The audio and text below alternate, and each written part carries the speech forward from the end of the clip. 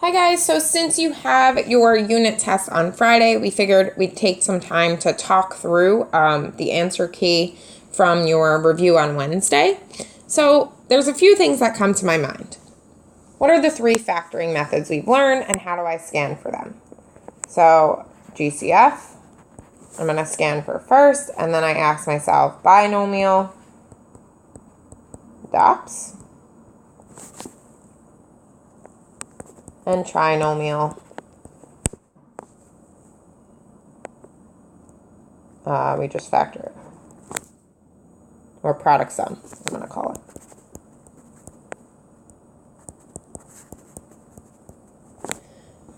Okay, and that doesn't mean that every trinomial has to be product sum, and it doesn't mean that every binomial has to be DOP. Sometimes it might just be GCF, and that's okay. Sometimes it might just be a trinomial.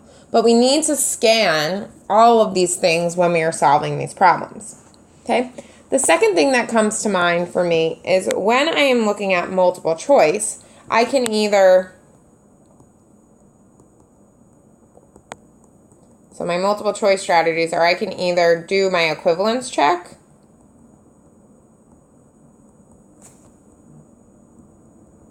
I can distribute and multiply them, see if it's correct, or I can factor it. So whatever you are more comfortable doing. All right, keep in mind that if you do the equivalence check, like we saw in our quiz last week, sometimes you might get more than one answer. But you want to think about what is the most factored or factored completely. So that means the biggest GCF, not just any common factor, but the biggest.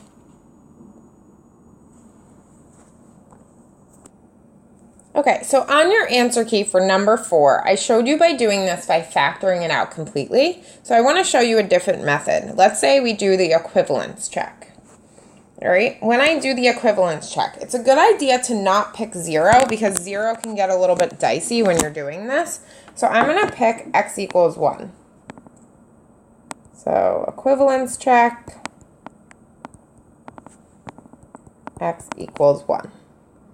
All right, so I'm going to go ahead and plug it into my original.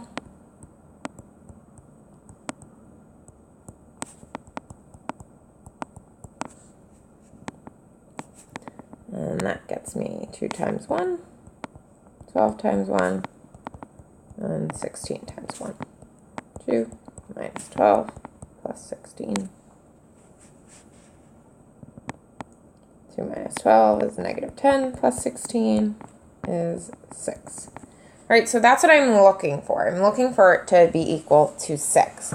So what I said on your answer key is I don't have to go through all of these because if I look at my signs, I have a negative and a positive. All right, which means if I have a negative and a positive, I need them to either both be negative or I need them to be one positive, one negative. So I can automatically cross out this positive version because there's no way 2 positives when multiplied is ever going to give me that negative. So I'm going to check number 1.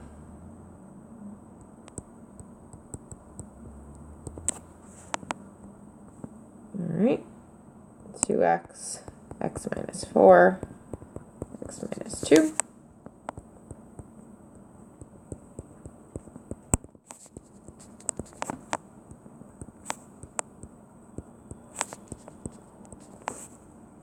Two times negative 3 is negative 6 times negative 1 is positive 6. And look at that, it's equivalent. Now, when I'm doing this, I should check my other answers though, because like I said before, you may have more than one correct answer, but one is more factored than the other. So you need to keep checking. So let's check choice 3.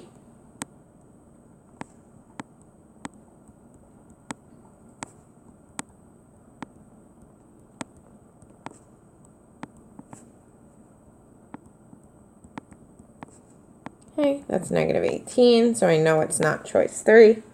And then choice 4.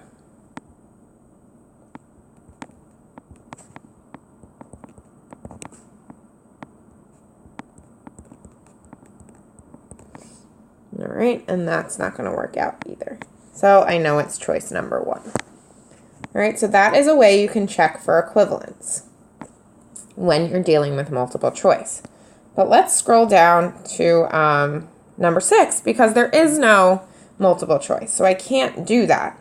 All right, so what do I have to do for something that's a short answer? I have to think about my methods that I wrote at the top. So I have to think about this.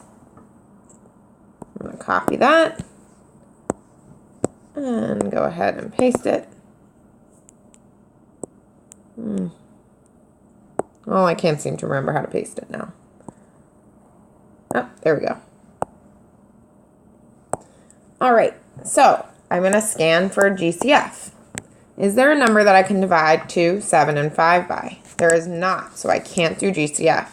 Now, is it a binomial? Nope. So DOPS isn't an option, so it must be product sum trinomial.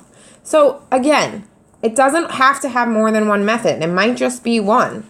So even though it says factoring completely, just means to factor. All right? So I'm going to go ahead and go straight to my product sum. So when I multiply, what do we get? Good.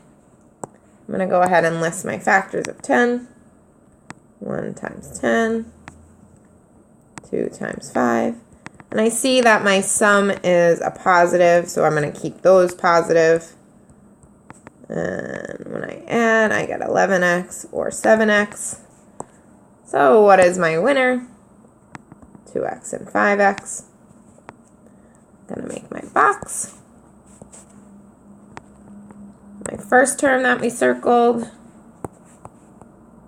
is going here. Last term is going to go here. And my 2 winners are going to go in the other 2 boxes. So it was a positive 2x and a positive 5x. All right, so let me start by going this way. I see that there's a 2 in common and an x in common, so that makes this pretty easy. So 2x times 1x gets me 1x squared. 1x times 5 gets me 5x. And lastly, 2x times positive 2 gets me 2x. Uh-oh, something doesn't work there. Because, Miss Mish, 2x times 2 doesn't get me 2. 2x times 1 gets me 2. There we go. All right, so I put my final answer into parentheses. And don't forget this part. This is my answer. Not the check, not my reverse box. This is my answer. So I take what I got in my reverse box, I put it in parentheses, and that is it. All right, since this video is already 8 minutes long, I'm not going to go over the second one. If you have questions on it, please type it in, and we'll be sure to go over it in class. All right, see you tomorrow.